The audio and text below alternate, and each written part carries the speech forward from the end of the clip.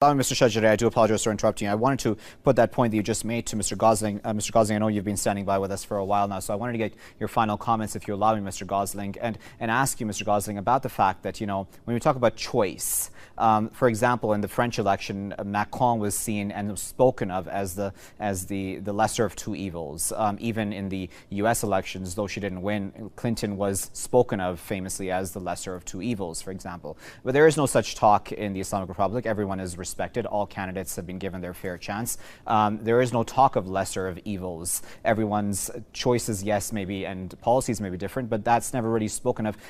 How do you feel about that question of choice, the fact that people really genuinely do have a choice in the Islamic Republic, Mr. Gosling?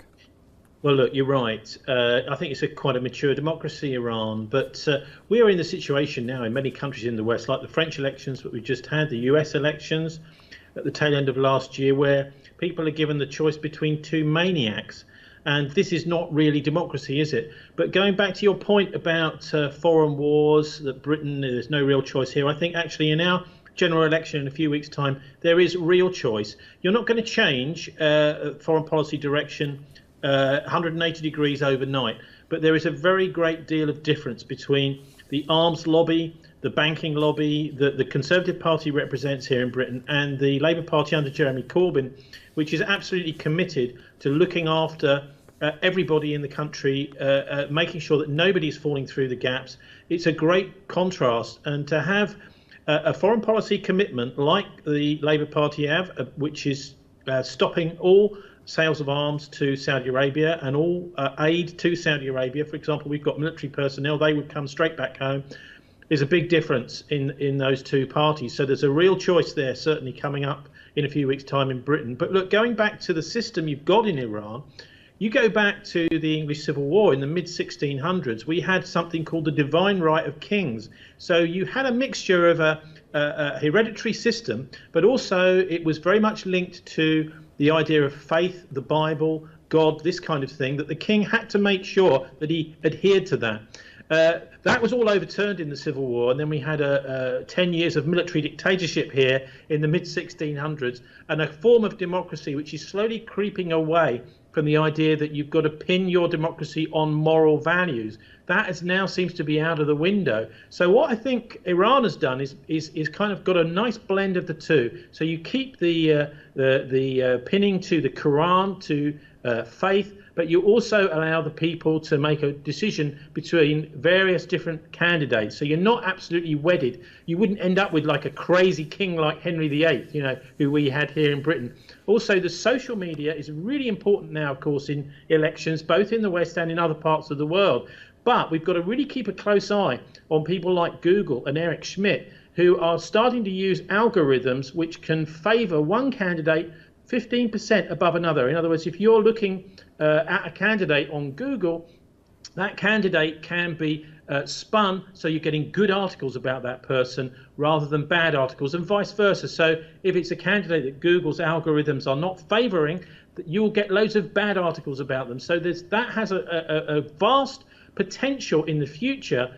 And it's one of the reasons I think that to alter election results and to really bend the minds of people when it comes to elections. It's one of the reasons. I mean, one of the groups I've studied, a very powerful group here in the West that makes big decisions about who is going to be candidates, etc., and political parties and banking, is the Bilderberg Conference. We've just found that it's going to be happening in the United States in a couple of weeks' time, 1st to the 4th of June in Chantilly, Virginia.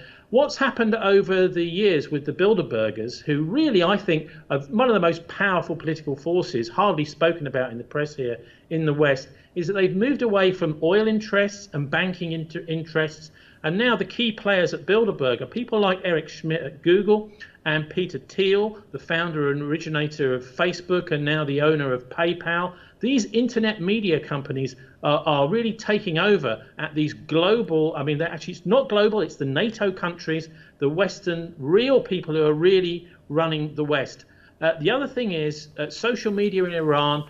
Of course, there's censorship of Facebook, Google, YouTube, these things. There is a real problem brewing up there because you're alienating in Iran the young people. A lot of young people are getting alienated from the government. They see the government as interfering with them chatting to their friends. So you must deal with this. Don't let that brew up into a problem in the future where the youngsters, as they grow up, have got alienation against the government. What you need is a kind of ethical version of Facebook, so to tweak it so that it works, and you're not getting, pornographic images, that kind of thing being shown on Facebook in Iran. That's a really good idea. But also, if you can't do that with Facebook, develop your own versions of social media so that young people can interact with their friends in that way, in that free fashion that they're able to do. Okay, Mr. Gosling, I do apologize again for coming in, but we'll have to leave it there at that with you. But of course, we do sincerely appreciate you standing by and giving us your precious time throughout today and giving us your thoughts about the Iranian presidential elections. That was Mr. Tony Gosling, investigative journalist,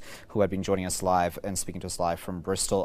Mr. Chandan, I wanted to go to you and ask you, in fact, Mr. Chandan, about this question of choice, and of course also about media, because as Mr. Gosling there was making the point, it does seem that establishment media, if I may use that term many times in Western countries, clearly has a bias towards one candidate or another in many of these elections that take place in the West. But for example, in the Islamic Republic, there are very strict rules in place to ensure that that does not happen, that no one is favored, that each candidate, and that's how it worked in this time around as well, was given equal airtime.